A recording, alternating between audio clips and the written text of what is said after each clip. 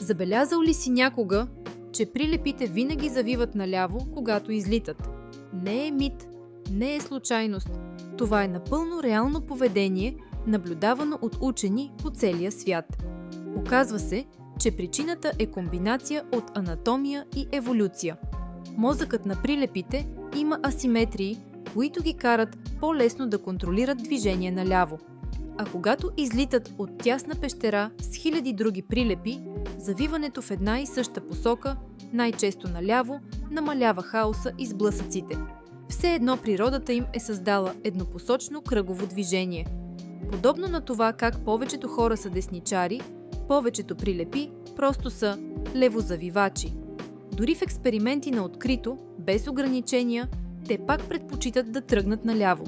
Това е още едно доказателство, че дори най-странните навици в природата имат логика. Просто трябва да ги открием. Хареса ли ти този факт? Последвай ме за още невероятни тайни от животинския свят.